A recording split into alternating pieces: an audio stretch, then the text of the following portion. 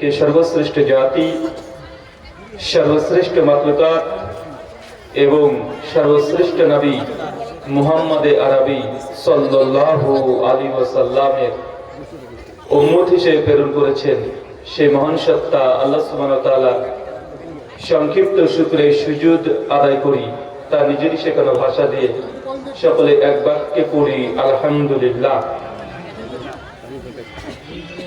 মুরিয়াকুন্ডু জুমা মসজিদের উন্নতিকল্পে এবং পরিচালনায় আজ 23 জানুয়ারি 2026 আপনারা যে আলোচনা সভার আয়োজন করেছিলেন, আজকের এই আলোচনা সভাটিকে সফল করার জন্য যারা সার্বিক দিক দিয়ে সাহায্য এবং সহযোগিতা করেছেন তাদের প্রত্যেকের নাম স্বতন্ত্রভাবে নিয়ে শুকরিয়া আদায় করা সম্ভব নয়। তারপরেও যারা অর্থ, শ্রম, অক্লান্ত পরিশ্রম, দোয়া এবং পরামর্শ দিয়ে সহযোগিতা করেছেন, পাশাপাশি আজকের এই আলোচনা সভা যারা সোশ্যাল মিডিয়া প্ল্যাটফর্মে সরাসরি দেখছেন অথবা পরবর্তী সময়ে রেকর্ডেড ভিডিও দেখবেন, আল্লাহ সুবহানাহু ওয়া তাআলা তুমি তাদের প্রত্যেকের নেক নিয়াত এবং নেক আমলগুলোকে কবুল করে নাও, সকলে পড়ি আমিন। মহান সত্তা আল্লাহ সুবহানাহু ওয়া তাআলার কাছে দোয়া, এই প্রার্থনা, আল্লাহ সুবহানাহু ওয়া তাআলা আমরা মানুষ, আমরা কম বেশি ছোট বড় ভুল ত্রুটি বিচ্যুতি গুনাহ পাপ অন্যায় করে থাকি, আজকের এই আলোচনা সভার ওসিলায় আমাদের পেছনের ছোট ছোট গুনাহগুলোকে তুমি ক্ষমা করে দাও, সকলে পড়ি আমিন। সম্মানিত সুধী, কথা কমিয়ে দেন। বাদ মাগরিব থেকেই বিভিন্ন আলোচক তারা পবিত্র কোরআনুল কারীম এবং হাদিসে মুবারাকা থেকে অনেক গুরুত্বপূর্ণ আলোচনা আপনাদের সামনে পেশ করেছেন। আজকের এই আলোচনা সভা মধ্যম লগ্নে আপনাদের সামনে উপস্থিত হয়েছি একটি নির্দিষ্ট বিষয়ের উপরে কথা বলার জন্য। আজকে যে বিষয়ে গুরুত্বপূর্ণ আলোচনা হবে, আলোচ্য বিষয় মুসলিম উম্মার অধঃপতনের কারণ। কি বললাম? কথা বলেন, আরো জোরে বলেন। মুসলিম উম্মা, আমরা যে মুসলিম জাতি, আমাদের যে অধঃপতন, এটা নিয়ে কোনো সন্দেহ বা কোনো সংশয় কাজ করে না যে কোনো বিশ্ব জগতে আজ মুসলিম জাতি নির্যাতিত, মুসলিম জাতি আজকে নিষ্পেষিত, লাঞ্ছিত, বঞ্চিত, পদদলিত গোটা বিশ্ব জগতে। অথচ আল্লাহ সুবহানাহু ওয়া তাআলা আমাদেরকে কোরআনুল কারীমের মাধ্যমে জানিয়ে দিয়েছেন, সূরা আলে ইমরান সূরা 3 আয়াত নাম্বার 110, কুনতুম খায়রা উম্মাহ, যে আল্লাহ সুবহানাহু ওয়া তাআলা গোটা সৃষ্টি জগতে যতগুলো ক্রিয়েশন, যত সৃষ্টি রচনা করেছেন, এই সমগ্র সৃষ্টি জগতের মধ্যে উম্মতে মুসলিমা আল্লাহ সুবহানাহু ওয়া তাআলা তাদেরকে জানাচ্ছেন যে হচ্ছে খায়রা উম্মাহ, সর্বশ্রেষ্ঠ জাতি। কারা সর্বশ্রেষ্ঠ জাতি? আল্লাহ সুবহানাহু ওয়া তাআলা আমাদেরকে পছন্দ করে নিয়েছেন।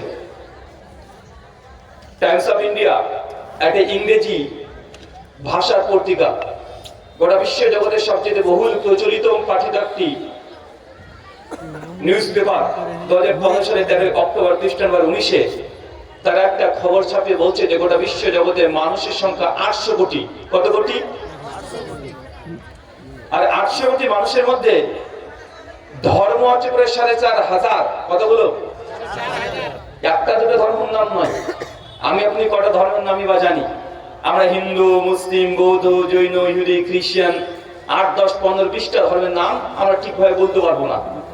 অথচ গোটা বিশ্ব জগতে 800 কোটি মানুষ, প্রায় 4,500 তার ধর্মকে পালন করে থাকে এবং তারা বিশ্বাস করে, এবং এই ধর্মের অনুসারী ফলোয়ার পৃথিবীতে এখনো বিদ্যমান আছে। আর এতগুলো ধর্মের মধ্যে 3টে ধর্ম গোটা বিশ্ব জগতে রাজত্ব করছে। সমগ্র গোটা বিশ্ব জগতে যতগুলো ধর্মের মানুষ আছে, সবচেয়ে বেশি কোন ধর্মের মানুষ? খ্রিস্টান। তারা গোটা বিশ্ব জগতে আছে 230 কোটি। 2, আমরা হতভাগা মুসলমান। আমাদের পরিসংখ্যান গোটা বিশ্ব জগতে আমরা এখন আছি প্রায় 170 থেকে 180 কোটি। পৃথিবীর তৃতীয় বৃহত্তর ধর্মের নাম হচ্ছে হিন্দুইজম, তবে সনাতন ধর্ম।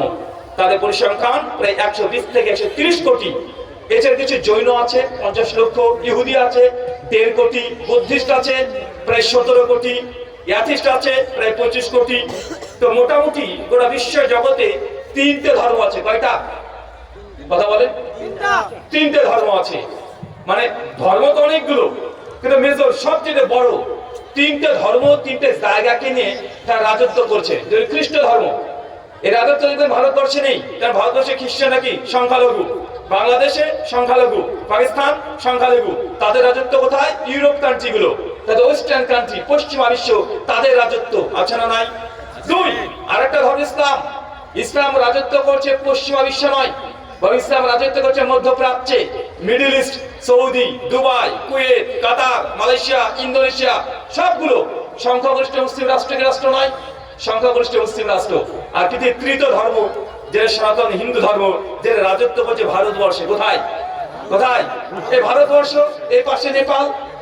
শুধুমাত্র ভারতবর্ষে ধর্মটার মানুষগুলোকে খুঁজে পাওয়া যায়।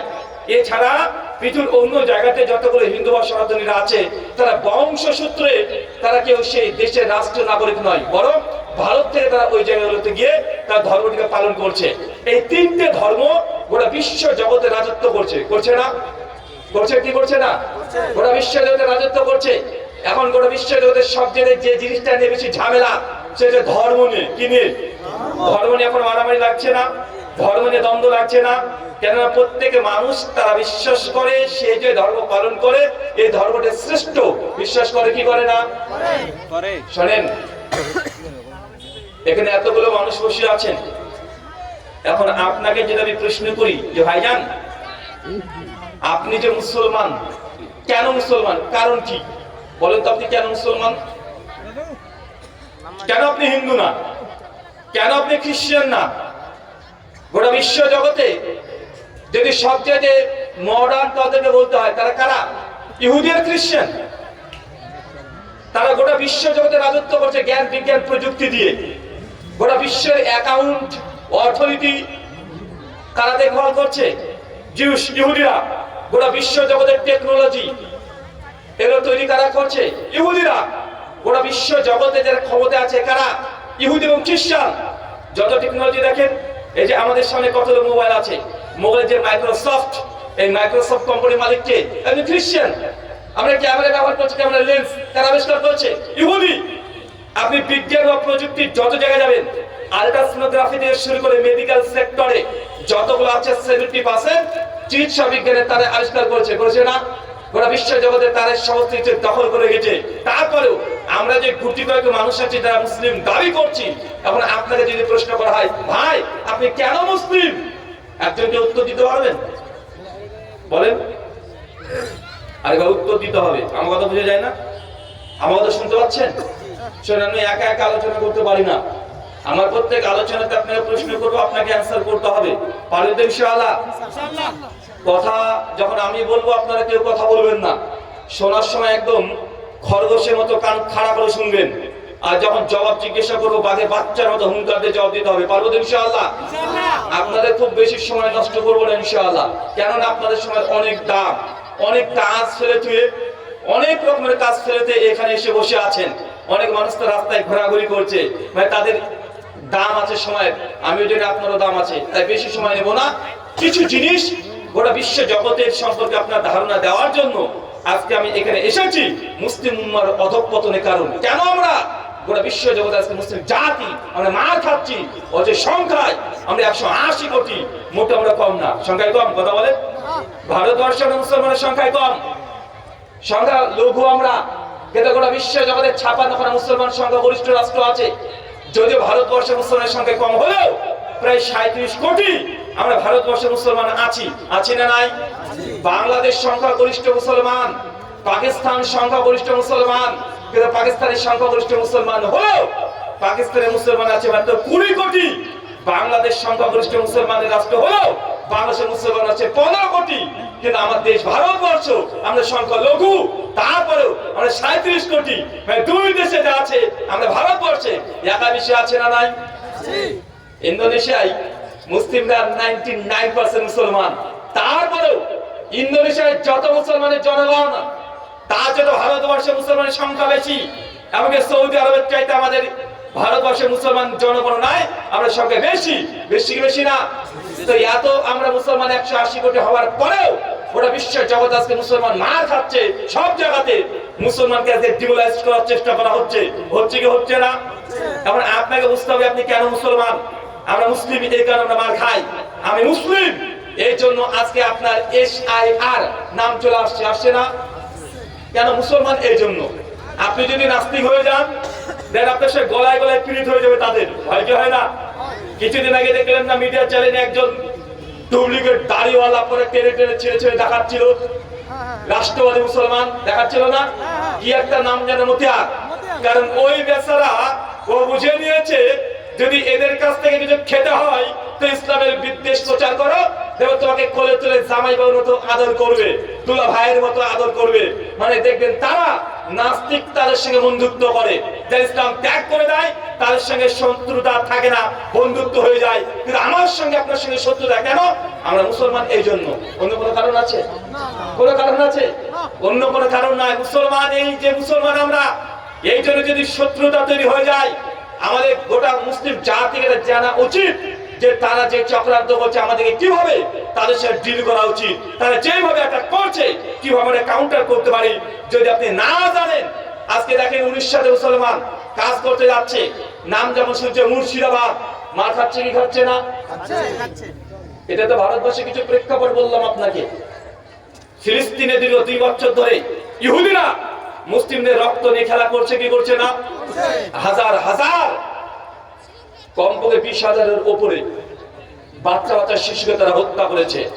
ওরা বিশ্বের মিডিয়া যারা মানবতা অধিকারী দাবি করে, মানব অধিকারের লাইনকে নিয়ে যারা বেশি গর্ব করে, গর্ববতী হয়ে যায় পশ্চিমা বিশ্ব, তারা কিন্তু আজকে কেউ মুখ খুলে বলে না যে মুসলমানের সঙ্গে যে ফিলিস্তিনে যে জেনোসাইড হচ্ছে, বাচ্চা ছেলেদেরকে হত্যা করছে, আজ পর্যন্ত পৃথিবীর সমস্ত মানুষগুলো স্টপ কেন? কারণ মুসলমান মরছে। একটা গরুর দাম আছে, ছাগলের দাম আছে তাদের নিকটে, কিন্তু মুসলমানের রক্তের দাম নেই তাদের কাছে, যেটা আজকে বাস্তব দেখতে পাচ্ছেন। পাচ্ছেন কি পাচ্ছেন না? অথচ আল্লাহ সুবহানাহু ওয়া তাআলা আমাদেরকে জানিয়েছেন আমরা খায়রা উম্মাহ, আর আমাদেরকে সর্বশ্রেষ্ঠ জাতি আল্লাহ সুবহানাহু ওয়া তাআলা জানিয়ে দিয়েছেন। কিন্তু আজকে সর্বশ্রেষ্ঠ জাতির আজকে কি দুর্দশা, কোন অবস্থায় আমরা আছি যে সব জায়গায় আমরা খাই, যে ভারতবর্ষে আমরা বসবাস করছি। চিন্তা করে দেখেন এই দেশের ইতিহাস মুসলমান ভুলে যাওয়ার কারণে আজকে মুসলমান এই ভারতবর্ষের বুকে আজকে তারা অপদস্থ হচ্ছে। মুসলমান নিজের ইতিহাস ভুলে যাওয়ার কারণে মুসলমান আজকে অপমানিত হচ্ছে। কারণ যে জাতি ইতিহাস ভুলে যায় সে জাতি জিন্দেগিতে মাজা শাট করে বুক ফুলে রাস্তাতে চলতে পারে না। আপনাকে আমি কয়েকটা উদাহরণ দিই। আজকে আপনি SIR নিয়ে ভয় আছেন না? আছে না নাই? যেভাবে বিডিও অফিসে কাগজপত্র নিয়ে আপনি দৌড়াদৌড়ি করছেন মনে হচ্ছে কিয়ামতের মাঠ, মানে কিয়ামতের মাঠের মতো ভয়ে কাঁপছেন আপনি থরথর করে। কখন NRC, কখন এই, কখন সেই, বারবার লাইনে দাঁড়াতে হচ্ছে না? হচ্ছে। মানে আপনি প্রমাণ করতে যাচ্ছেন কি যে আমি ভারতের নাগরিক, আর এই দেশ আমার, এই দেশে আমি জন্মগ্রহণ করেছি। আমি 71-এর 77-এর 74-এর সব ডকুমেন্টসকে আপনি জোগাড় করে রেখে দিয়েছেন। কেন? এটা প্রুফ করতে চাচ্ছেন আপনি ভারতীয়, কিন্তু আপনি নিজে ইতিহাস ভুলে গেছেন ভাইজান। যে ভারতের মাটিতে আজকে আপনার এই দুর্দশা, এই ভারতবর্ষের ইতিহাস বলছে মুসলমানরা ভারতবর্ষে 800 বছর ক্ষমতায় ছিল। কত বছর? 1-2 বছর নয় তো, 800 বছর। এটা মোটেও সংখ্যায় কম না। এত লং টাইম কোন ব্যক্তির ক্ষমতায় থাকতে পারে না। 800 বছর মুসলমানরা যখন ক্ষমতায় ছিল, এরপর ব্রিটিশ তথা ইংরেজরা মুসলমানের কাছ থেকে ক্ষমতা কেড়ে নিয়েছিল। তারা রাজত্ব করছে ভারতবর্ষে 90 বছর। কত বছর? 190 বছর। তারপরে ব্রিটিশদের সঙ্গে লড়াই করে, যুদ্ধ করে ভারতবর্ষ থেকে যত ইংরেজ ব্রিটিশকে তাড়িয়ে দিয়েছে মুসলমান, এরপর মুসলমানের এই ক্ষমতা পাওয়ার এখন চলে গেছে মুশরিকদের হাতে। কাদের হাতে? তাতে পেয়েছে মাত্র 75 বছর। মানে মুসলমানের কাছে ক্ষমতা ছিল, এরপর খ্রিস্টানদের কাছে গেল, এখন এসেছে হিন্দুদের কাছে। মানে পরপর ক্ষমতার পরিবর্তন হচ্ছে কি হচ্ছে না? আমার একটা প্রশ্ন ভাইজান, এই দেশে আমরা 800 বছর রাজত্ব করেছি, যদিও আমাদেরকে রাজত্ব থেকে আমাদেরকে অনেকে অপমান করে। কি করে?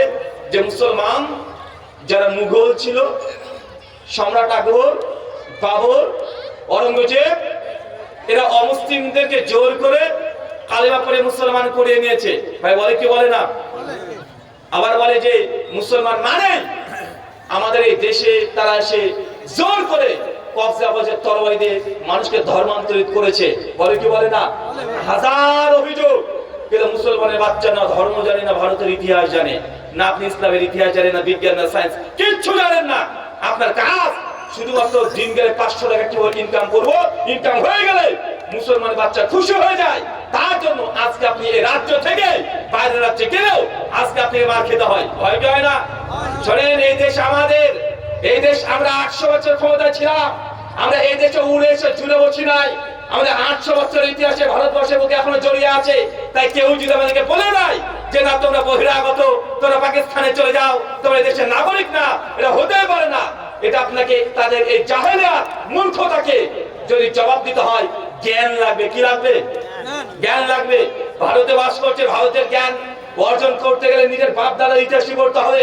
কারণ ভারতের ইতিহাস মানে আমাদের 800 বছর শাসন করছে মুসলমান, তাদের ইতিহাস পড়তে লজ্জা লাগবে নাকি?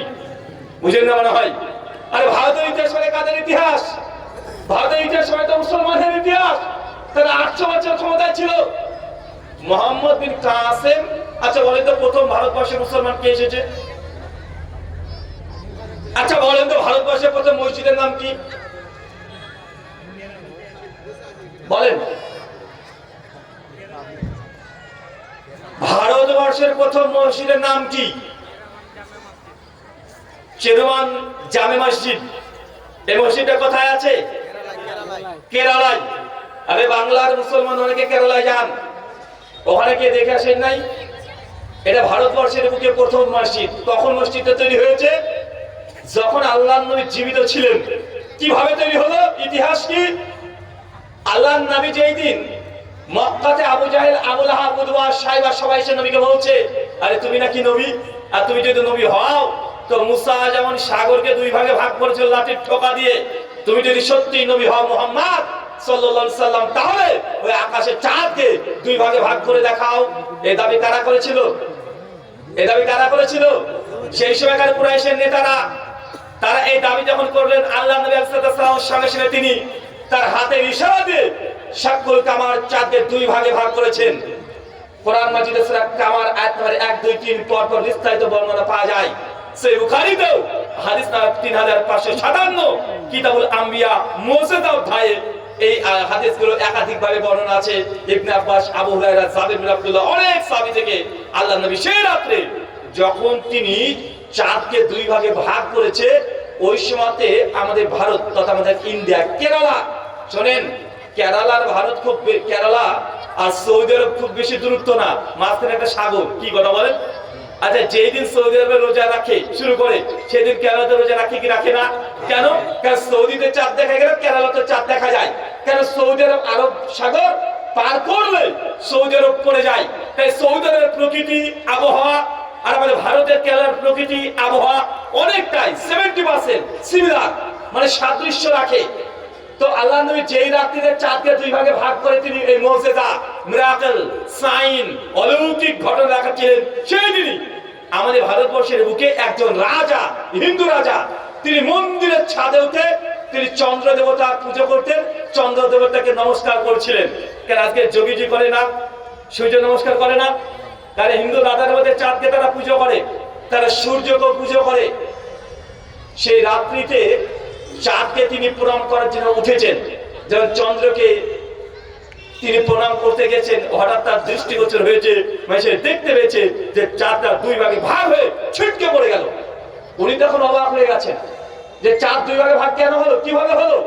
পরবর্তী সময় মনে করছেন আমার দৃষ্টির ভ্রম হয়েছে, মানে চোখের ভেলকি লেগেছে মনে হয়, অতটা গুরুত্ব দেয়নি। কিন্তু মনে করলো যে চাঁদ তো মনে হলো 2 ভাগে ভাগ হয়ে গেল, হঠাৎ করে চাঁদ নেই, আকাশে ছিটকে পড়ে গেল। কিন্তু তিনি মনে করছেন এটা চোখের ভেলকি বা এটা আমার দৃষ্টির ভ্রম হয়েছে। তিনি সেই রাত্রিতে অত কিছু মনে করেনি। কিন্তু ভারতবর্ষে আরবরা আগে থেকে ভারতে আসতো।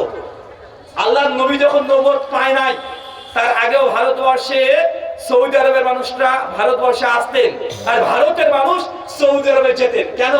কি করতে যেতেন? ব্যবসার জন্য। কিসের জন্য? ইতিহাসগুলো জানেন? একটু জানেন, কষ্ট হলেও একটু জানেন। অনেক নামাজ, রোজা, হজ, যাকাত আলোচনা প্রচুর করেছি। ইউটিউব খুললে হাজার হাজার আমাদের বক্তব্য পেয়ে যাবেন। হাজার ভাই তিনিও আলোচনা করে গেছেন। আল্লাহর আরশের নিচে কারা কারা থাকবে। আমিনুল ভাই আছেন, তিনিও হালাল হারাম বৈধ অবৈধ নিয়ে অনেক আলোচনা করবেন।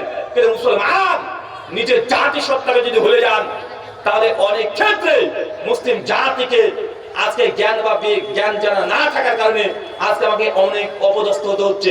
হচ্ছে না কথা বলেন? হচ্ছে। আরে এই দেশের ইতিহাস মানে মুসলমানের ইতিহাস। আরে আমার দেশকে আমাকে অপমান করবে, এটা হতে পারে না। তারা যা করছে পাল্টা আপনাকে জ্ঞান দিয়ে জবাব দিতে হবে। চলেন আবারও বোঝার চেষ্টা করি। সৌদি আরব তথা আরব কান্ট্রির মানুষরা নবীর নবুয়ত পাওয়ার আগেই ভারতবর্ষে আসতেন। কোথায় আসতেন? ভারতে আসতেন। কেন? কারণ ভারতবর্ষ অনেক উন্নত ছিল। সৌদির চাইতে ভারত উন্নত আগে থেকে। ইউরোপ আমেরিকার এই দেশগুলোর চাইতে ভারতবর্ষ অনেক উন্নত ছিল।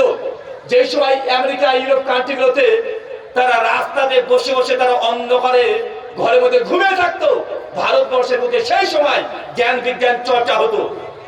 জানা আছে আপনার? লালন্দা বিশ্ববিদ্যালয়, এটা আমাদের বিহারের লালন্দা বিশ্ববিদ্যালয় আছে না? এটা পঞ্চম দশকে, মানে আতে ১৫০০ বছর আগে, মানে নবীর নবুয়ত পাওয়ার সময়ে লালন্দা বিশ্ববিদ্যালয় ভারতবর্ষে তৈরি হয়ে গেছে। ১০,০০০ ছাত্র এখানে পড়াশোনা করতো।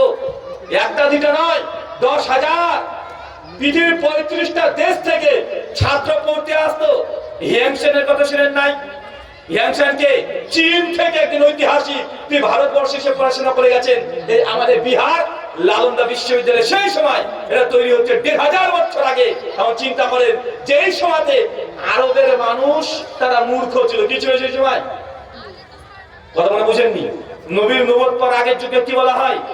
আইমে জাহিলিয়াতের যুগ, মূর্খতার যুগ, বর্বরতার যুগ। আপনি যদি রাহিবুল মাকতুম সিরাতের গ্রন্থ পড়েন, সিরাত ইবনে হিশাম পড়েন, প্রথম খণ্ডে দেখবেন যে আল্লাহ নবীর নবুয়ত পাওয়ার আগে আরবের অবস্থা কি ছিল। আরে একটা ঘোড়ার জন্য, একটা উটের জন্য তারা ৫০ থেকে ৬০ বছর তারা লড়াই করেছে। একটা উটের চাবকের জন্য ১৫০ বছর, ২০০ বছর তারা লড়াই করেছে। কোন মানুষ যদি নারীর জন্মগ্রহণ করতো তাই জীবন্ত কবর দিয়ে দিত। তাহলে বলেন তো কি চিন্তা করতে পারছেন? যখন আল্লাহ নবী নবুয়ত পায় নাই, তার আগে আরব ছিল অন্ধকারের যুগ। তারা গরু ছাগল চড়ে তারা খাওয়া দাওয়া করতো। জ্ঞান বিজ্ঞান চর্চা তাদের মধ্যে কখনো ছিল না। তারা সবসময় তারা গোত্র নিয়ে, জাতি নিয়ে, বংশ নিয়ে একে অপরের সঙ্গে লড়াই করতো। তারা বিভিন্ন রকমের সামাজিক কুসংস্কারের মধ্যে নিমজ্জিত ছিল। অপরদিকে ভারতবর্ষে সেই সময় দেখেন তারা জ্ঞান বিজ্ঞান চর্চার জন্য লালন্দা বিশ্ববিদ্যালয়ের মতো প্রতিষ্ঠান তৈরি করে ফেলেছে।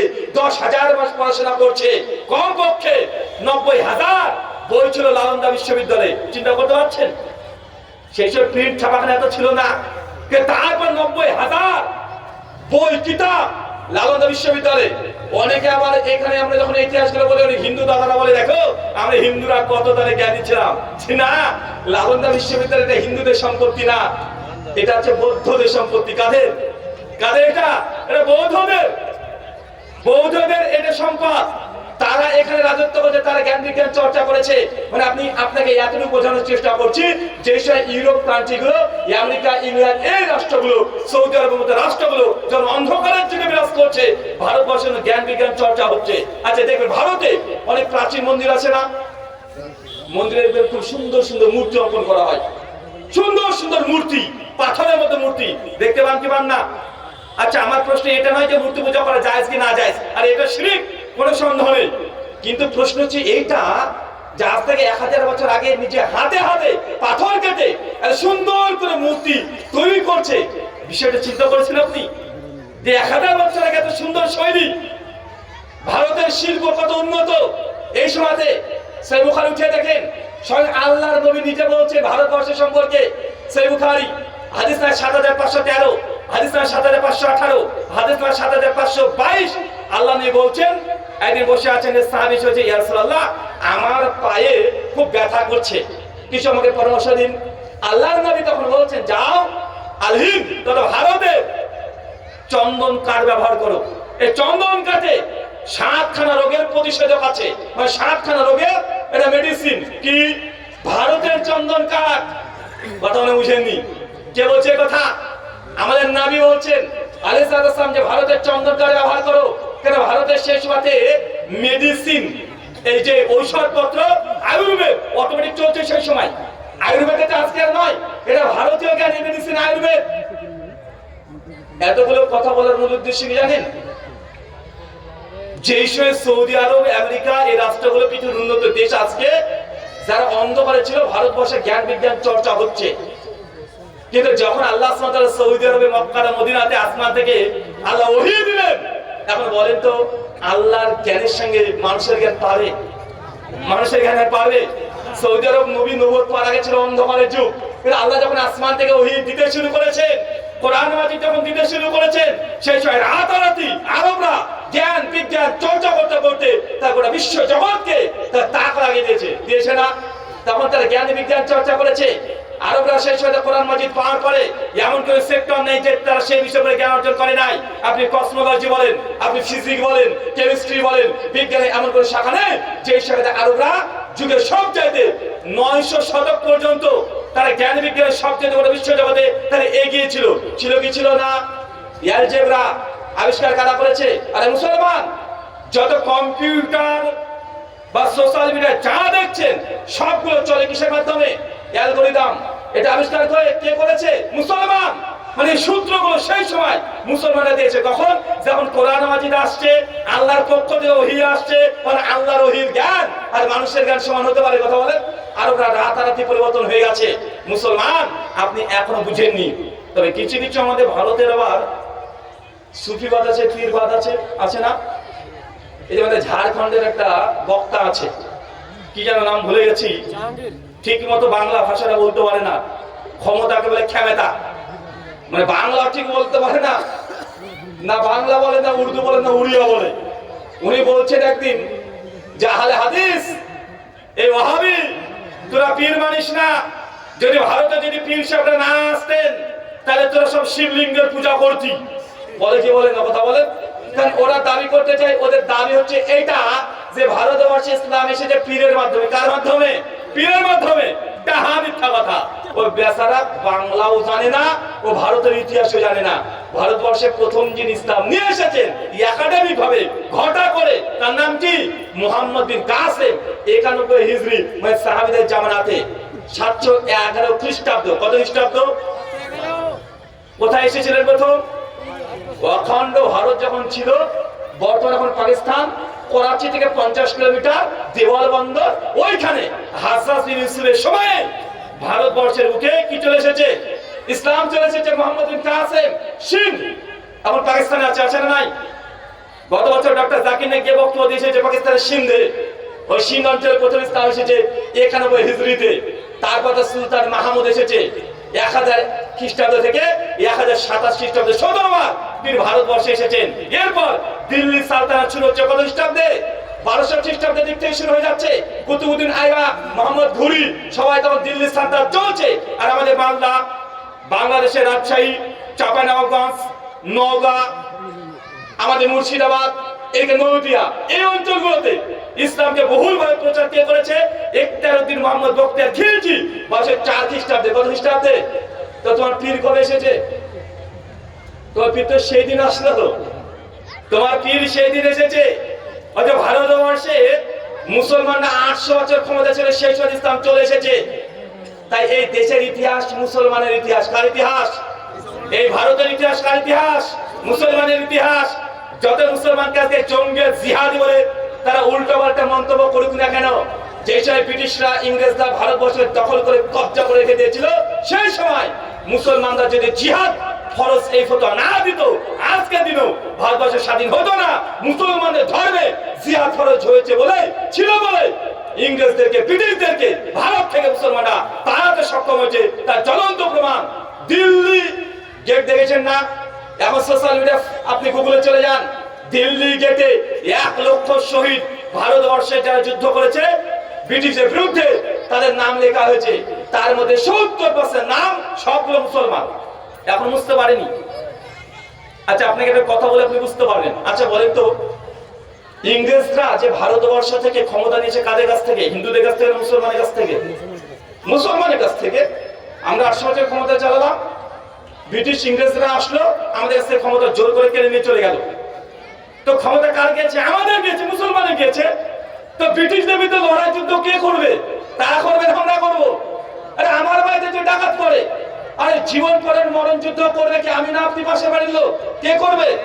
আরে আমার বাড়ির থেকে যদি চুরি হয় আমি জীবন দিয়ে লড়াই করবো, পাশের বাড়ির লোক এসে হুশাস করতে পারে।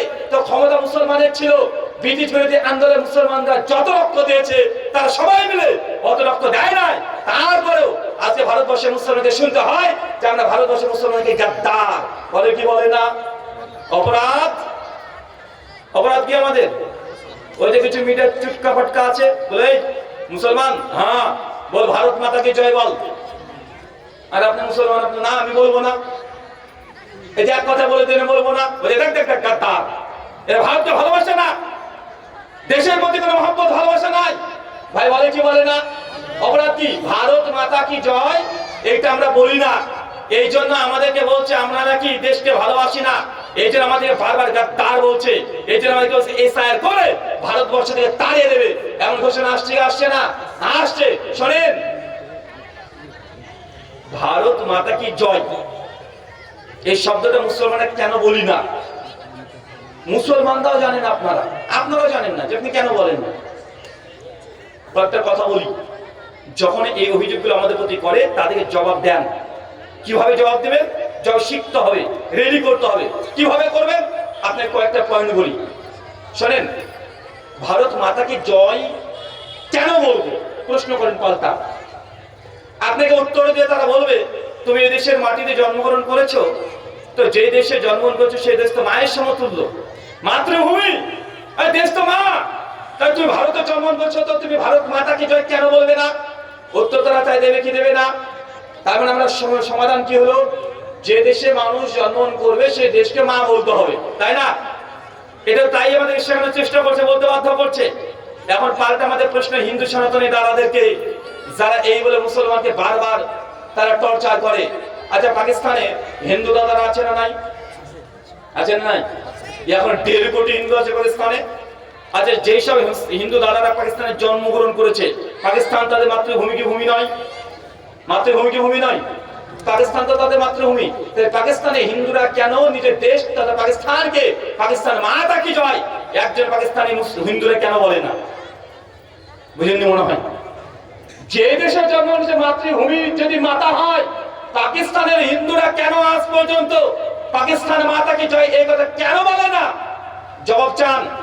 বাংলাদেশে হিন্দু আছে না নাই? বাংলাদেশে কমপক্ষে এখনো 1.5 কোটির উপরে হিন্দু আছে, প্রায় 1,80,00,000 হিন্দু পাওয়া যায়। বাংলাদেশে হিন্দু আমি এখন বলতে একজন তো দেখিনি যে তারা ডাইরেক্ট বলছে যে বাংলাদেশে আমি জন্মগ্রহণ করেছি, বাংলাদেশ মাতা কি জয়। বাংলাদেশের হিন্দুরাও বলে না। আমেরিকাতে হিন্দু আছে, আমেরিকার হিন্দুরা কোনো আমেরিকার মাতা কি জয় বলে না। দুবাই এখন হিন্দু কমপক্ষে 80 লাখ আছে, দুবাই কখনোই কোন হিন্দুরা বলে না দুবাই মাতা কি জয়। ভাই বলে কথা বলেন, ব্যাপার কি যে ভারতকে তারা মাতা বলে? ডাল মে কুছ কালা হ্যায়, কালা নেই হ্যায় বলকি পুরো ডাল হি কালা হ্যায়। ওরা বলতে যে ভারত মাতা কি জয়, এই ভারতকে তারা মা বলে, এটা নির্দিষ্ট দেশকে বলে, পৃথিবীর অন্য কোন রাষ্ট্রকে তারা মা হিসেবে স্বীকার করবে না। কারণ আমেরিকাতে হিন্দুরা আছে না নাই? তাই আমেরিকাতে যে জন্মগ্রহণ করে কোন হিন্দু আমেরিকান হিন্দুকে বলেছে যে আমেরিকা মাতা কি জয়? জিন্দেগিতে দেখবে না। ভারতকে কেন বলে? কারণ এই ভারতবর্ষ তাদের পুণ্যভূমি। কি ভূমি? এটা অবতারের জায়গা। এখানে রাম জন্মগ্রহণ করেছে, এখানে শ্রীকৃষ্ণ জন্মগ্রহণ করেছে, এখানে বুদ্ধ জন্মগ্রহণ করেছে। হিন্দু দাদাদের যতগুলো অবতার ভারতবর্ষে জন্মগ্রহণ করেছে। শ্রীমদ্ ভগবদ গীতা অধ্যায় 4 শ্লোক 7 আর 8 এটির ব্যাখ্যা করা যায়, বল্লভ বিদ্যাভূষণটির ব্যাখ্যা করেছে যতগুলো অবতার এই ভারতবর্ষে জন্ম করেছে। এই ভারতকে তারা মা এই জন্য বলে না যে জন্মভূমি, এই জন্য ভারতবর্ষে বিভিন্ন দেবতার জন্ম করার কারণে এই দেশকে তারা মা বলছে। দেশকে ভালোবাসার কারণে না, এটা ধর্মের কারণে। কিসের কারণে? দেশে জন্মগ্রহণ করেছে এই জন্য না। আর দেশে জন্মগ্রহণ করলে যদি মা হতো তো বাংলাদেশে হিন্দু দাদারা বাংলাদেশ মাতা কি জয় বলতো। আর আমরা মুসলমান পৃথিবীর কোন দেশকে আমরা মা বলি না, কোন জড় পদার্থকে আমরা মা বলি না। যদি সত্যি কোন দেশকে আমরা মা বলতাম, মুসলমান প্রথম যে দেশকে মা বলতো সেটা মক্কা আর মদিনা। আমরা মুসলমানরা বলি মক্কা মাতা কি জয় বলেছি আমরা কখনো? মদিনা মাতা কি জয় বলেছি আমরা কখনো? সৌদি আরব মাতা কি জয় আমরা বলেছি কখনো? না। কারণ এইসব কুসংস্কার মুসলমান বিশ্বাস করে না যে কোনো জড় পদার্থকে আমরা মা বলে স্বীকৃতি দিয়ে দেবো। আমরা বিশ্বাস করি, আমরা তৌহিদে বিশ্বাস করি, আমরা আল্লাহর একত্ববাদে বিশ্বাস করি। কোন দেশকে কোন রাষ্ট্রকে ভালোবাসার জন্য সেই দেশকে মা বলতে হবে। পৃথিবীর কোন শিক্ষিত মানুষ, শিক্ষিত সমাজ কেউ বিশ্বাস করে না। আজ এই আমেরিকা তো খ্রিস্টানদের না, খ্রিস্টানরা কি বলে তাদের ধর্মকে রক্ষা করতে গিয়ে যে আমেরিকা মাতা কি জয়, খ্রিস্টানরা বলে না, মুসলমান বলে না, ইহুদি বলে না, শুধু ভারতে কিছু আমাদের সনাতনী দাদারা বলে, সব দেশকে বলে না, শুধু ভারতবর্ষকে বলে। কেন বলে? এই দেশকে ভালোবেসেছে তার জন্য বলে না, এই দেশের জন্ম গ্রহণ করেছে তার জন্য বলে না, দেশের রাষ্ট্রবাদী তার জন্য বলে না, তাদের ধর্ম বলছে দেশ হচ্ছে মা, এই ভারত ভূমি হচ্ছে মা, তার জন্য তারা বলে। গরুকে তারা মা বলে, বলে কি বলে না? কেন? ভারতবর্ষ হিসেবে না, ধর্মগ্রন্থ বলছে এই জন্য। কারণ ঋগ্বেদ বলছে 5টা জিনিস মা। 1 গরু, 2 তোমার জন্ম দিয়েছে সে হচ্ছে মা, 3 এই ভারত ভূমি এটা মা। তো তারা মা বলছে ভারতকে কেন? রাষ্ট্রকে ভালোবেসে, দেশকে ভালোবেসে, দেশত্ববোধক ভাবে না, ধর্ম পালন করে এই জন্য। গরুকে মা বলছে কেন? ভারতে বাস করে এই জন্য না, তাদের শাস্ত্র আছে এই জন্য। তো ভাই তোমরা সনাতনী হিন্দু দাদা, তোমরা তোমাদের ধর্ম পালন করো জোর করে, আমাকে তোমার ধর্ম পালন করতে বাধ্য করছে কেন? কেন করছো? আর মুসলমানকে বলছে এরা জোর করে নাকি অমুসলিমকে মুসলমান মানে নিয়েছে, বেচারা নিজেরাই যে আমাদেরকে প্রভাবিত করছে, জোর করে বলছে ভারত মাতাকে যাই বলতে হবে। অথচ এর সম্পূর্ণ ধর্মের সঙ্গে রিলেটেড। যদি বিশ্বাস না করেন, এখন তো টেকনোলজির যুগ, এখন মোবাইল আছে, ল্যাপটপ ট্যাব যা আছে, আপনি শুধুমাত্র গুগলে চলে যান, লিখেন ভারত মাতা টেম্পল, কি লিখবেন? ভারত মাতা টেম্পল। উত্তর প্রদেশের যোগী রাজ্যে ভারত মাতা একটা দেবী। ভারত মাতা কি? দুর্গা যেমন একটা ভগবান, লক্ষ্মী যেমন একটা ভগবান, তো দুর্গার অনেকগুলো রূপ আছে, তার মধ্যে একটা রূপ হচ্ছে ভারতের মতো ম্যাপ একা দেখবেন দেবী দুর্গা।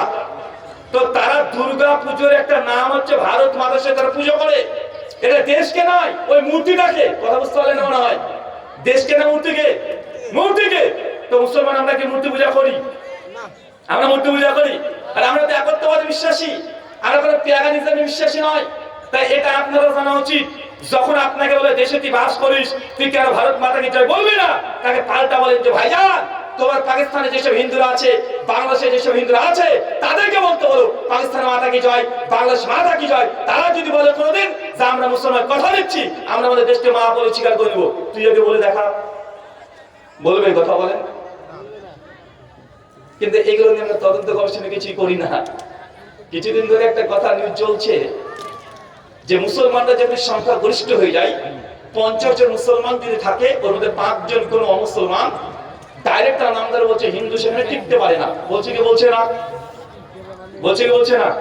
যে মুসলমানরা যদি সংখ্যায় বেশি হয়ে যায়, ওই জায়গাতে অমুসলমানরা থাকতে পারে না। কেন? মুসলমানরা অমুসলিমদেরকে মেরে তাড়িয়ে দেয়। বলছে কি বলছে না? যে উদাহরণ সঙ্গে সঙ্গে দেবে 2টা। 1 দেখো পাকিস্তান, ওখানে এতগুলো হিন্দু ছিল, 30% হিন্দু ছিল, আজকে মাত্র 5% হিন্দু হয়ে গেছে। কেন? মুসলমান রাষ্ট্রে হিন্দুরা থাকতে পারে না, তাদেরকে মেরে বের করে দেয়, হত্যা করে। দেখো বাংলাদেশ দেশ ভাগের সময় কত ছিল? 22% হিন্দু ছিল, আজকে বাংলাদেশে 8% হিন্দু হয়েছে। কেন? মুসলমানরা জোর করে মেরে তাদেরকে বাংলাদেশ থেকে তাড়িয়ে দিচ্ছে। প্রচার করা হচ্ছে কি হচ্ছে না? করছে না? বিশ্লেষণ করতে হবে। তারা বলে দিল, একটা ন্যারেটিভ প্রচার করে দিল, আর আপনি সেটা যে জবাব না দেন, নিপুণরা বলেছেন একজন মানুষ যদি প্রত্যেকদিন একটা মিথ্যা কথাকে প্রতিদিন গলা উঁচিয়ে বলে, তাহলে একদিন এই মিথ্যা কথাটা মানুষের সামনে সত্য হিসেবে প্রমাণিত হয়ে যায়। প্রতিদিন বলছে কথা যে মুসলমান রাষ্ট্রে অমুসলিমরা নিরাপদে থাকে না। উদাহরণ পাকিস্তান, বাংলাদেশ, এইসব লোককে পাল্টা প্রশ্ন করে মনে বলেন ভাইজান, গোটা বিশ্ব জগতে মুসলমান মাত্র 2টা রাষ্ট্র না, মুসলমানের 56+ রাষ্ট্র আছে, আছে না নাই? আছে না নাই? তো ঘুরে ঘুরে বাংলাদেশের পাকিস্তানের উদাহরণ কেন দেওয়া হয়? কারণ বাংলাদেশের সঙ্গে পাকিস্তানের সঙ্গে ভারতের সম্পর্ক খারাপ, রাজনৈতিক দ্বন্দ্বের কারণে, সমস্যার কারণে সব সময় দ্বন্দ্ব লেগেই থাকে। যদি মুসলিম সংখ্যাগরিষ্ঠদের কাছে যদি অমুসলিমরা নিরাপদ থাকে না, কিছু কিছু আবার, আমি কোনো রাজনৈতিক বক্তা না, কোনো রাজনীতিও করি না, সবাই জানেন আমার কাজ হচ্ছে আমার উম্মাহ কনসেপ্ট। মুসলিম উম্মাহকে যদি কেউ অভিযোগ করে, ইসলামের বিরুদ্ধে অভিযোগ করে, তাদের অভিযোগগুলোকে পর্যালোচনা করা আর আপনাদেরকে তৈরি করে দেওয়া, যে তাদেরকে আপনি জবাব দিতে পারেন। কিছুদিন থেকে বলছে না, আগে পশ্চিম বাংলাতে যদি মুসলমানের সংখ্যা বেড়ে যায়, তাহলে তোমাদের হিন্দুদেরকে মেরে বের করে দিবে, প্রচার করছে না? খুব বলছে না?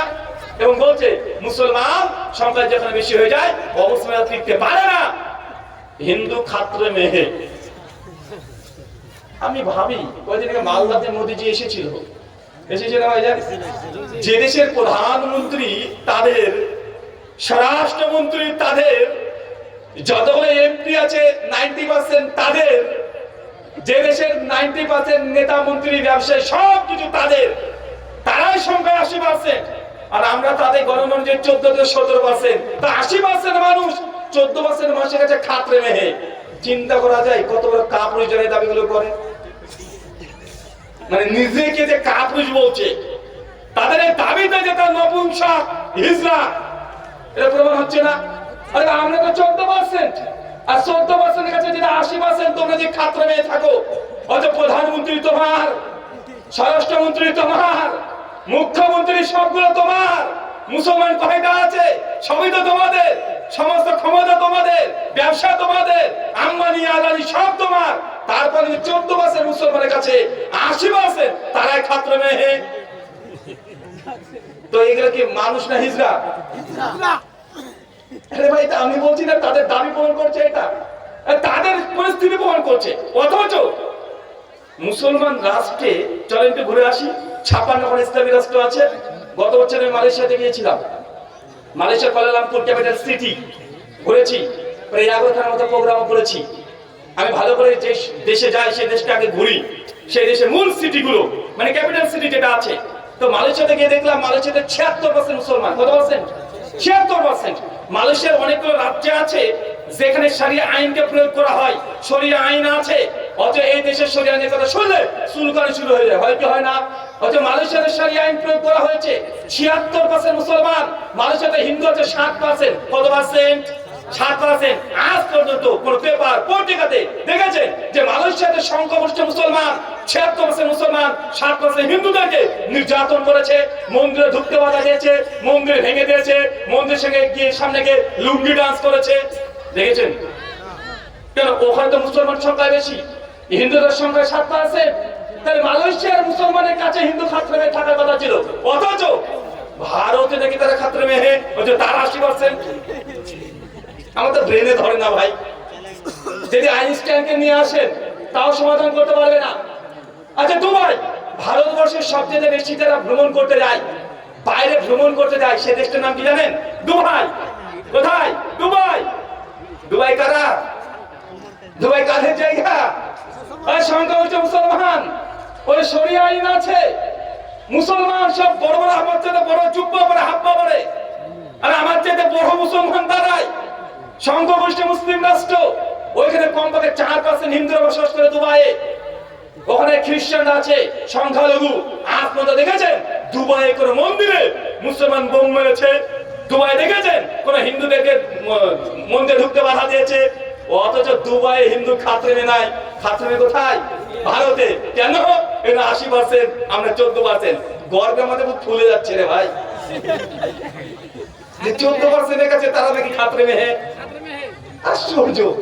আরে খাত্রে মতো দুবাই থাকার কথা ছিল হিন্দুদের, কারণ ওখানে 4%, মালয়েশিয়াতে 6%, আর ইন্দোনেশিয়া 98% মুসলিম রাষ্ট্র, 98%, মাত্র 2-3% মুসলমান আছে।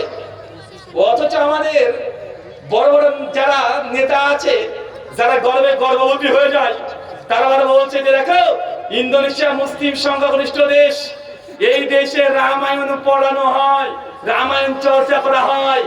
ভাই এরা বলেন তো, গোবর না খেলে এই কথাগুলোকে ডবল স্ট্যান্ডার্ড করতে পারে না, কেন বলেন তো? বলছে মুসলমান রাষ্ট্রে মুসলমান সংখ্যা বেশি হয়ে গেলে হিন্দুদের বলে নির্যাতন হবে, হিন্দুদেরকে হত্যা করে দিবে।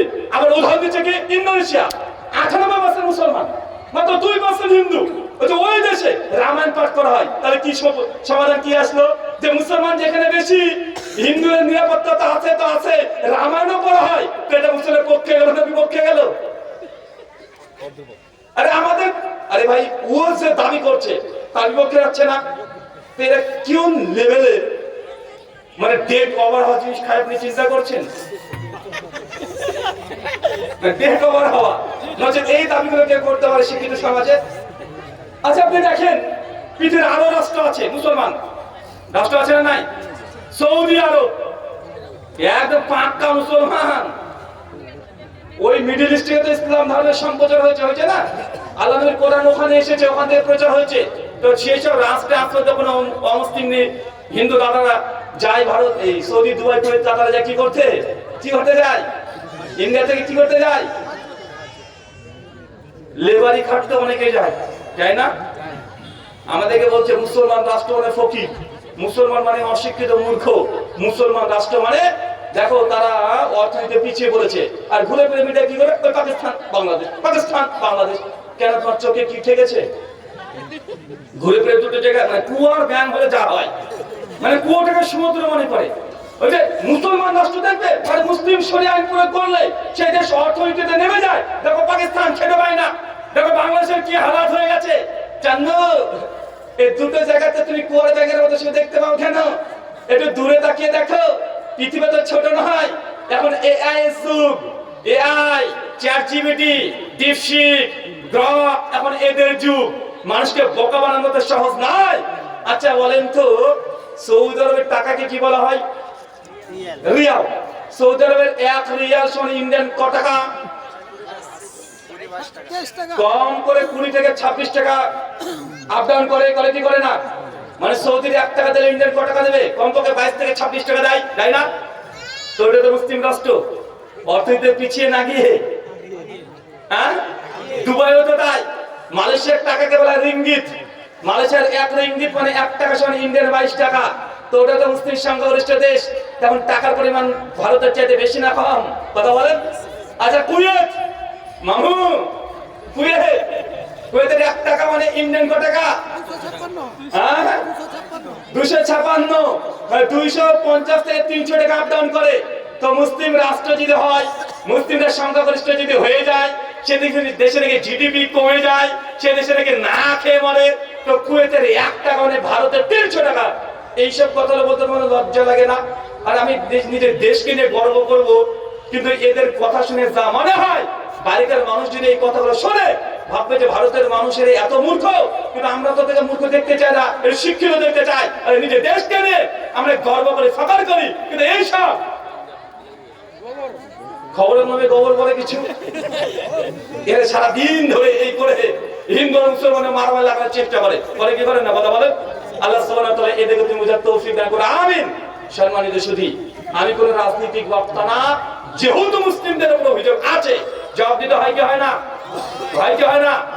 আচ্ছা, তো মুর্শিদাবাদের নাম শুনে আমার বাইরে গেলে একটু ভয় লাগছে আমার। কারণ যদি আবার জিজ্ঞেস করে কোথা থেকে এসেছিস, আর যদি মুর্শিদাবাদ, তাহলে বিপদ রে ভাই।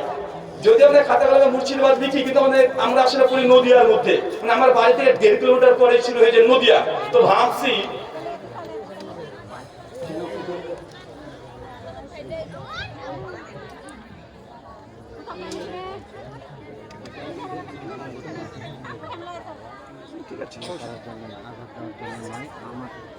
ঠিক আছে,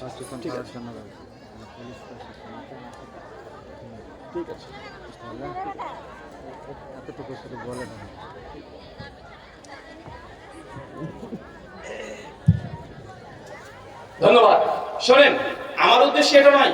আমার উদ্দেশ্য কোন হিন্দু বা মুসলমানের সঙ্গে সম্প্রীতি নষ্ট হোক, এটা আমি চাই না। আমি চাই যে সত্য বলে মানুষ দুই দিক থেকে পর্যালোচনা করুক। তারা দেখুক, একটা জাতিকে, একটা ধর্মকে, একটা ব্যক্তিকে, একটা গোত্রকে ডিমোরালাইজ করে দিয়ে কখনো সে রাষ্ট্রকে, দেশ কখনোই চূড়ান্ত শীর্ষে স্থান যেতে পারে না। জাপানের দিকে তাকিয়ে দেখেন, জাপানের 2টো বোমা, হিরোশিমা নাগাসাকি 2টো শহরে 2টো বোম ফেলার কারণে জাপান ধ্বংস, স্তূপ ছাড়া আর কিছুই ছিল না। কিন্তু এই কয়েক বছর, মাত্র 60 থেকে 70 বছরে জাপানের টেকনোলজি সবচেয়ে উন্নত। আজকে আমরা ভারতবর্ষের মানুষের জাপানে চলে যাই উল্টো ট্রেন দেখতে। জাপানকে আমরা বলি যে এই গোটা বিশ্বের চাইতে তা 50 বছর আগে আছে, বলি কি বলি না? অথচ তারা একটা সময় হিরোশিমা নাগাসাকি 2টো শহরে বোম ফেলে জাপান ধ্বংসবিশেষ হয়ে গেছে। কিন্তু আজকে দ্রুত 50-60 বছরে এত উন্নত তারা হয়েছে। কেন হয়েছে? তাহলে সে রাষ্ট্রে কোনো ধর্ম নিয়ে রাজনীতি হয় নাই। এ ছোট ও বড় একটা কমিউনিটিকে নিচে দেখিয়ে আপনি সে রাষ্ট্রের মধ্যে কখনো রাষ্ট্রকে উঁচু করতে পারেন না। অবশ্যই যদি রাষ্ট্রকে যদি সঠিক পরিচালনা করতে হয়, রাষ্ট্রের যদি উন্নতি চান, রাষ্ট্রবাদী যদি হতে চান, তাহলে তার কাজ পরিবারের মতো সবার সঙ্গে ব্যবহার করা। কেউ আমার আপন, কেউ আমার সৎ না। কেউ খারাপ হতে পারে, যে খারাপ হয় তাকে বেশি সময় দিতে হয়, হয়তো হয় না। এই দেশটাকে মনে করতে হবে নিজের পরিবার। দেশের নাগরিক হচ্ছে এক একটা সন্তানের মতো, কে হিন্দু, কে মুসলমান, কে খ্রিস্টান, কে নাস্তিক। যিনি রাষ্ট্রের দায়িত্ব পালন করে সে যে দেখতে যায়, তাই রাষ্ট্র কখনো এগোতে পারে না। তার জ্বলন্ত দৃষ্টান্ত জাপান। দেখেন জাপানের সামনে, দেখেন চীন, আর চীনের জনসংখ্যা ভারতের জনসংখ্যার কাছাকাছি। তারপরে চীন পুরো বিশ্ব জগতে আজকে তার উন্নত হয়েছে কি হয় নাই? আসসালামু আলাইকুম। দর্শক বৃন্দের উদ্দেশ্যে বলছি, ব্রাদার রাহুল হোসেনের পরে আমাদের আরো একজন বক্তা আছেন, আব্দুল করিম বিন আমিনুল ইসলাম। উনি আছেন ওপার বাংলার, যেরকম আব্দুর রাজ্জাককে আমরা চিনি, আব্দুর রাজ্জাকের ভঙ্গিতেই উনি কথা বলেন। তো ওনার জন্য আপনারা অপেক্ষা করবেন, এটা আপনাদের কাছে আমি আশা রাখছি। কেউ উঠে যাবেন না, আমাদের সভা নষ্ট করবেন না। ব্রাদার রাহুল হোসেনের পরে পরেই উনি আসবেন আমাদের মঞ্চে। আসসালামু আলাইকুম। সম্মানিত সুধী, আমার কথা হচ্ছে, কোন রাষ্ট্রকে যদি পরিচালনা করতে হয়, রাষ্ট্রের প্রত্যেক জনগণ সন্তানের মতো দেখতে হবে। চীন গোটা বিশ্ব জগৎ আজকে উন্নত হচ্ছে কেন? ধর্ম নিয়ে কোনো রাজনীতি নেই। আছে নাকি কথা বলেন? যেসব রাষ্ট্রগুলোতে দেখেন পৃথিবীতে সর্বশীর্ষ হয়ে গেছে ভারতবর্ষ। আমি আগে আলোচনা বললাম না, যে সময় আমেরিকা, ইউরোপ কান্ট্রিগুলো বন্ধ করে বসে বসে ঘুরে বেড়াতো, জিন্দেগিতে লাইট বাল্ব দেখেনি, সেই সময় তো অন্তত কলকাতা শহরে মানুষ লাইটে, আলো সোলা লাইটে তারা পড়াশোনা করতো। চিন্তা করেছে? এটা ভারতের ইতিহাস। পৃথিবীর সমস্ত সভ্যতা চাইতে ভারতবর্ষের শিক্ষিত জাতি ছিল, কিন্তু এত শিক্ষিত জাতি হওয়ার পরেও ভারতবর্ষ পিছিয়ে যাচ্ছে কেন? তো কেন পিছিয়ে যাচ্ছে? মৌলিক কারণ, আমরা ধর্ম নিয়ে রাজনীতি করতে শুরু করে দিয়েছি। না, ধর্ম যারা পালন করছে ধর্ম পালন করতে যান। রাজনীতির ব্যক্তিরা যদি এই ধর্মের মধ্যে মুখ ঢোকাতে যায়, অনেকটা কি জানেন, ঠাকুর ঘরে কুকুর ডুবে যাওয়ার মতো, অপবিত্র করে ছেড়ে দিবে। তাই আমাদের হিন্দু ও মুসলমানের প্রথম কাজ দুটো পরামর্শ।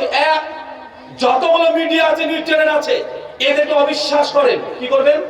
বিশ্বাস করবেন না। বিশ্বাস করলে মনে হবে এই হিন্দু লোকটা আমার শত্রু, পাকা শত্রু তেমন হবে, যে মিডিয়াকে যে বিশ্বাস করে ফেলেন। আবার মনে হবে মুসলমানরা মনে করবে হিন্দুটা আমার শত্রু, আবার হিন্দুরা মনে করবে এ আমার শত্রু। কিছুদিন আগে আমি একটা ট্রেনে সফর করছি, তো রাত্রি 1টার দিকে আমি গাড়িতে উঠেছি। ট্রেনে আমার কাঁধে একটা ব্যাগ আছে, স্কুল ব্যাগ, উঠেছি। হঠাৎ করে দেখি ট্রেনের কামরা বেশ কিছু মানুষ আমার দিকে হা করে তাক করে তাকিয়ে আছে, মানে আমাকে দেখে ভয় পাচ্ছে। ভাবছে কি আবার একটা হুজুর ট্রেনে ঢুকে বললো, কাঁধে আমার ব্যাগও দেখছি, বোম টোম মেরে উড়িয়ে না দেয়, মানে আমাকে দেখে ভয় পাচ্ছে। আর আমি আবার ভয় পাচ্ছি, আল্লাহ ইনি কি আমাকে জঙ্গি মনে করছি নাকি এরা, মানে আমাকে না ট্রেন থেকে ধাক্কা করে ফেলে দেয়। মানে ও আমাকে ভয় পাচ্ছে, আমি ওদেরকে দেখে ভয় পাচ্ছি। তৈরি করেছে এই জিনিস মিডিয়া। কে করেছে কথা বলে? মিডিয়া। মিডিয়া কোন জায়গায় একটা বিক্ষিপ্ত একটা ঘটনাকে এমন ভাবে প্রচার করে, মনে হচ্ছে যে সব জায়গাতে এই ঘটনাগুলো ঘটছে। করে কি করে না কথা বলেন? এইভাবে ভাইলেশন করে মানুষের মধ্যে এমন ভাবে প্রতিক্রিয়া তৈরি করে দিচ্ছে, মনে করে দিচ্ছে যে হিন্দুরা হচ্ছে মুসলমানের শত্রু আর মুসলমানরা হিন্দুদের শত্রু। এটা প্রমাণ করার চেষ্টা করছে। এই বাংলা স্বামী বিবেকানন্দের বাংলা, এই বাংলা রামকৃষ্ণ পরমহংসদেবের বাংলা। যিনি মন্দিরে যেতেন, গির্জাতে যেতেন, মসজিদে যেতেন, সব জায়গায় যেতেন। এই বাঙালিরা হচ্ছে মাছে ভাতে বাঙালি। মাছ ছাড়া একটা সময় তাদের কাটতে চায় না, কোনো পরব কাটে না। যতই আপনি চিৎকার মারেন না কেন, জামাই ষষ্ঠীর সময়তে ফাঁসির দোকানের সামনে 100 জন লাইনে দাঁড়িয়ে বাংলার মানুষ কি নাই? খাসির মাংস নাই। তাই এই দেশ, এই জাতি, এদেরকে যদি আবারও ভারতকে যদি শীর্ষস্থানে যেতে হয়, প্রথম কাজ মিডিয়াগুলোকে কন্ট্রোল করা।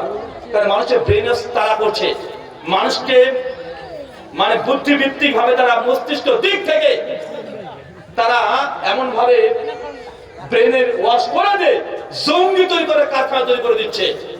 আল্লাহ সুবহানাহু ওয়া তাআলা এদিকে তুমি হেদায়েত দান করো, আমিন। আমাদের মধ্যে যারা এই সমস্যার মধ্যে বিদ্যমান আছি, দ্বিতীয় আপনার কাছে পরামর্শ, যদি কোনো জায়গায় কোনো কিছু অভিযোগ করে, খবরদার আইন হাতে তুলে নিবেন না। কি বললাম? কি বললাম? আইন হাতে তুলে নিবেন না। কেন? মিডিয়া ওইটাই চাইছে।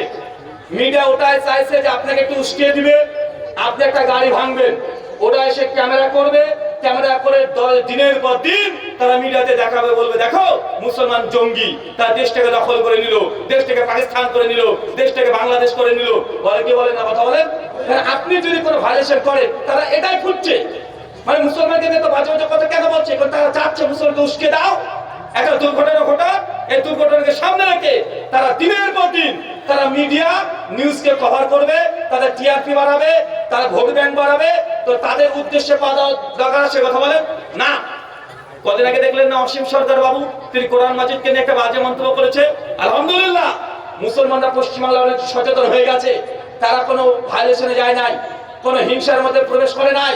মুসলমানরা একাডেমিক ভাবে তারা সরকারি প্রক্রিয়ার মধ্যে তারা কি করেছে, জায়গায় জায়গায় গিয়ে কেস ঠুকে দিয়েছে, তারা আইনকে সম্মান রেখে তারা কেস ঠুকে দিয়েছে। এটা অনেক দামি একটা কাজ হয়েছে। তবে আমরা কি, যেহেতু আলেম মানুষ, আমরা ধর্ম নিয়ে চর্চা করি, কোরআন মাজিদ আমরা পড়েছি, আমরা বলেছিলাম অসীম সরকার বাবুকে যে আসেন আমরা একটা একাডেমিক বইতে আমরা ডিবেট করি, একটা হেলদি ডিসকাশন করি, একটা রুম আমরা ভাড়া নিই। যদি মনে হয় যে এটা সম্ভব নয়, এখন অনলাইন প্ল্যাটফর্ম হাজার হাজার মিডিয়া অনলাইন আছে না নাই? আমরা সোশ্যাল মিডিয়ার মাধ্যমে, স্ট্রিমিয়ারের মাধ্যমে, জুম মিটিং এর মাধ্যমে অনলাইন আমরা ডিবেট করি। আসলে কি কোরআন মাজিদ অমুসলিমকে হত্যা করার অনুমতি দেয়? এই শিরোনামে আপনি যা হেডিং করেছেন ওটাকে সামনে রেখে আমরা আলোচনা করি। শোনেন, এখন কোন আদর্শকে দমন করতে হলে অস্ত্র দিয়ে দমন করা সম্ভব নয়, পারেন না। কি করতে হয়? ইন্টেলেকচুয়াল ওয়্যার, বুদ্ধিভিত্তিক লড়াই। এই যুগটা কিসের এখন? অস্ত্রের লড়াই না হয়, অস্ত্র দিয়ে লড়াই করে কোনো আদর্শকে দমন করানো যায় না। আপনি যদি হিংসা দেন, হিংসা ছড়িয়ে দেন, আদর্শকে দমন করতে পারবেন না। কি করতে হবে? বুদ্ধিভিত্তিক লড়াই করে। তারা যখন অভিযোগ করছে ইসলাম নিয়ে, পাল্টা জবাব দেন। ইসলামকে নিয়ে যখন বদনাম করছে, পাল্টা জবাব দেন। ইসলামের উপরে প্রশ্ন ছুটছে, পাল্টা জবাব দেন। যখন আপনি জিহাদ শব্দ নিয়ে অনেক কিছু উল্টোপাল্টা মন্তব্য করছে, আপনি জিহাদ বলতে কি বুঝায় এটা খুলে বলে দেন। কারণ আমরা মুসলমানরাই আমরা এই ফিল্ডে তেমন কাজ করিনি। যেন কাফের, আরে সোশ্যাল মিডিয়া খোলার জন্য আগে বলছি দেখো কোরআন মাজিদে আমাদেরকে কাফের বলা হয়েছে। আচ্ছা কাফের মানে কি? কাফের মানে তারা মনে করে কাফের মানে শত্রু। আরে ভাই, কাফের মানে পৃথিবীর কোন ডিকশনারিতে শত্রু পাবেন না। এখন আপনাকে কত চ্যাট জিপিটি করেন যে কাফের লিখেন বাংলাতে, লিখেন এর অনুবাদ কি, দেখেন ডাইরেক্ট দেবে কাফের মানে আনবিলিভার, অবিশ্বাসী। আর মুসলমান অমুসলিমকে কাফের বলি কেন বলি? কারণ তারা ইসলামে বিশ্বাস করে না। আচ্ছা মুমিন মানে বিশ্বাসী, কাফের মানে কি? অবিশ্বাসী, অপোজিট। তো আমরা তাদেরকে কাফের বলছি, এটা কোনো খারাপ শব্দ নয়। যারা হিন্দু ধর্মে যারা বিশ্বাসী তারা বিশ্বাসী, আর যারা হিন্দু ধর্মে বিশ্বাস করে তারা অবিশ্বাসী। বলে কি বলে না? বলে কি বলে না? তা আমরা যেটা আরবি শব্দ ব্যবহার করি, আমরা বলি আরবিতে মুমিন মানে মুসলমান, মুমিন বিশ্বাসী তারা, কাফের বলি যারা অবিশ্বাসী, আনবিলিভারকে। তো আনবিলিভার শব্দ কি খারাপ? কথা বলেন। আরে আপনি ইসলামে বিশ্বাস করেন সেটা বলছি, কিন্তু এটা তো তাদের আপত্তি হয়ে যাচ্ছে। কিন্তু আমাদের বোঝানো উচিত ভাইজান, কাফের শব্দ কোনো হিংসামূলক শব্দ না। কাফের মানে যারা ইসলামে বিশ্বাস করে না, অবিশ্বাসী, ইসলামকে বিশ্বাস করে না, ফেত নেই, ঈমান নেই, তার জন্য আপনাকে বলছি কাফের। এটা কোনো খারাপ শব্দ না। আরে একই কথা গীতার মধ্যেও আছে, শ্রীমদ্ ভগবত গীতা অধ্যায় নম্বর 7 শ্লোক নম্বর 14 আর 15তে শ্রীকৃষ্ণজি অর্জুনকে লক্ষ্য করে তিনি বলছেন, কি বলছেন? দেবী হেসা গুণাময়ী মায়া মায়া দুরাতয়াহ মামেব প্রপদ্যন্তে মায়ামতং তরান্তিতে নমাং দুষ্কৃতিনং মূঢ়াঃ প্রপদ্যন্তে নরাধমাঃ মায়া প্রভূতজ্ঞানাঃ আসুরং ভাবস্মৃতাঃ। শ্রীমদ্ ভগবত গীতা অধ্যায় 7 শ্লোক 14 ও 15 বের করে আপনি এখনই দেখে নিতে পারেন, গুগল করে দেখে নিতে পারেন। শ্রীকৃষ্ণজি তিনি বলছেন, আমি এই গোটা বিশ্ব জগতের মানুষকে 3টে গুণে সৃষ্টি করেছি, এক সতগুণ, রজগুণ, তমগুণ। আর তার 3 গুণে গুণান্বিত হয়ে যারা পৃথিবীর মোহে আচ্ছন্ন হয়ে যায়, এইসব ব্যক্তিরাই নমং দুষ্কৃতিনং মূঢ়াঃ, যারা আমাকে ছেড়ে দিয়ে, যারা আমি শ্রীকৃষ্ণকে ভগবান হিসেবে বিশ্বাস করে না, নমং দুষ্কৃতিনং মূঢ়াঃ, এটা হচ্ছে দুষ্কৃতি। আচ্ছা গীতা কি বললো তাহলে আমাদেরকে? যারা শ্রীকৃষ্ণকে ভগবান বিশ্বাস করে না, যারা শ্রীকৃষ্ণকে ঈশ্বর বিশ্বাস করে না, পরমাত্মা ঈশ্বর বিশ্বাস করে না, গীতা বলছে পরিষ্কার হয়ে তারা যে নামং দুষ্কৃতি, এই যে দুষ্কৃতি। তো আমি তো মুসলমান, আমরা কৃষ্ণকে আমরা কি পরমেশ্বর বিশ্বাস করি না?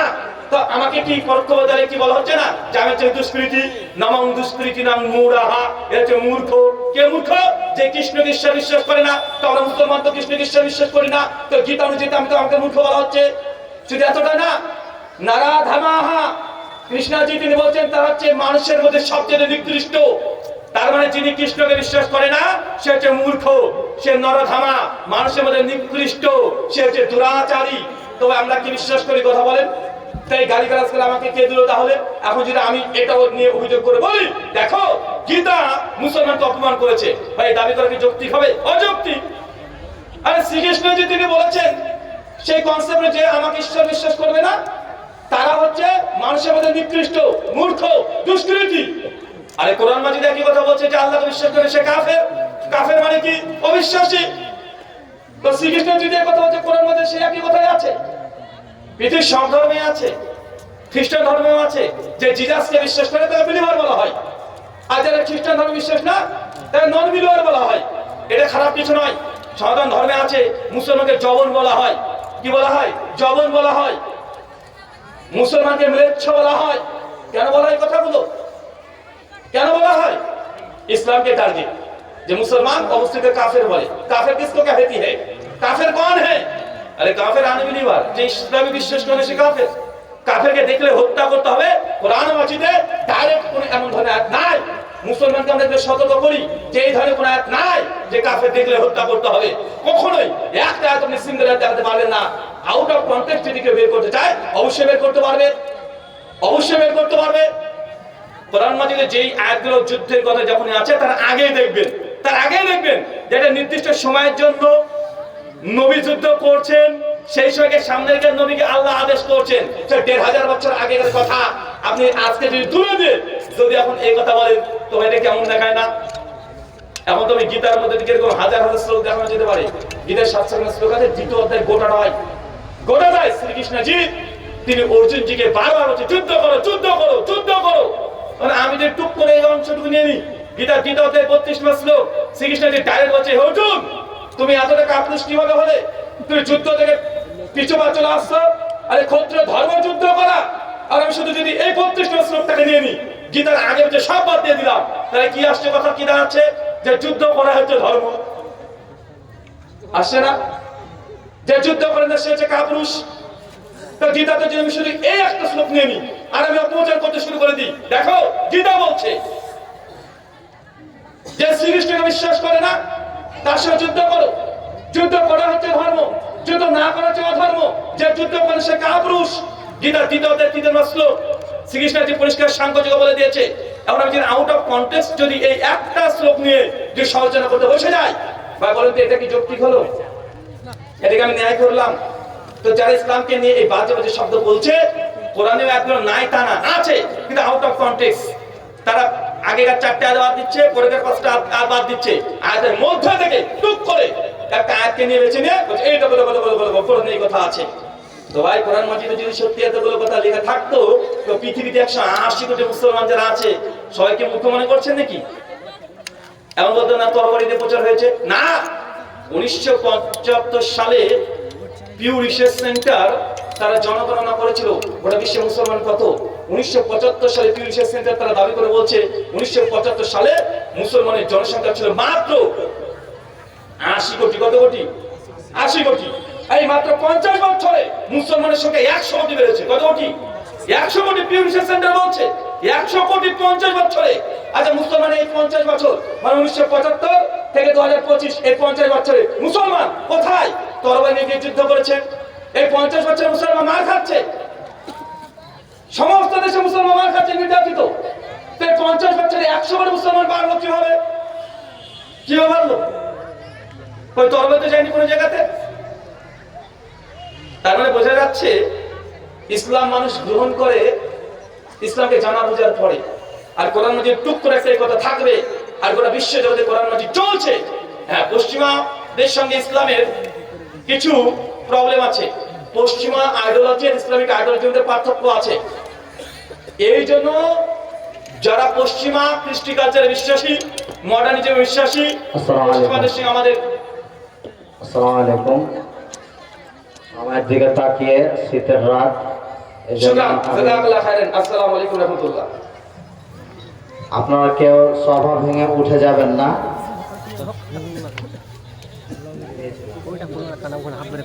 কেউ আপনারা সভা ভেঙে উঠে যাবেন না। ওপার বাংলার আব্দুর রাজ্জাক বিন ইউসুফের সিস্টেমে কথা বলেন।